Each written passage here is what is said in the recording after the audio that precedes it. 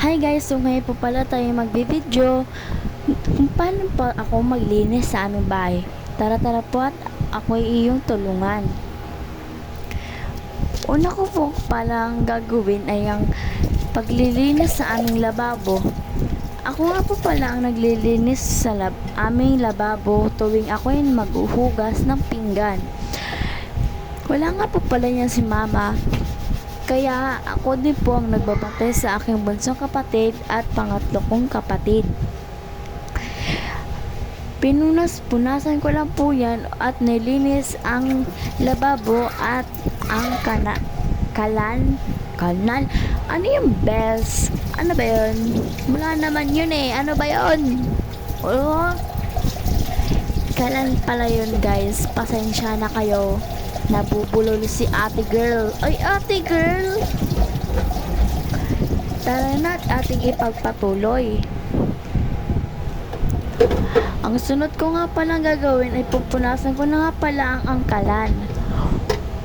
Kanina kasi nung nagluto ang aking tatay ay mamantika yung mga talsik-talsik ng mantika. Kaya pinunasan ko na rin siya. Oy, ate girl, tama naman sa pagpupunas ate, baka biglang maging pula ng kulay. Charot.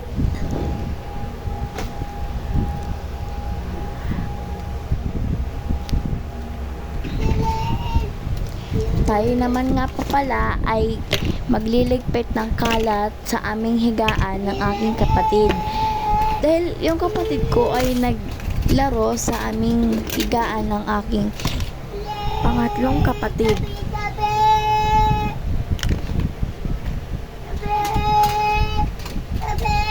Yan, linis si ate girl.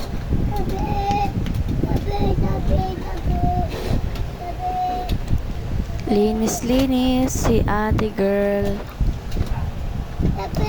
Ate girl? Uy, hindi ako si ate girl. Ako lang naman si Drian Blair D. Sambrana. Charot. Ang ano naman magsalita ni ate.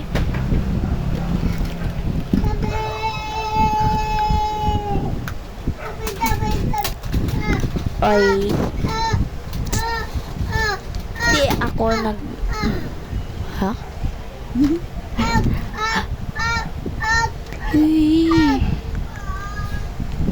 Step a nice light.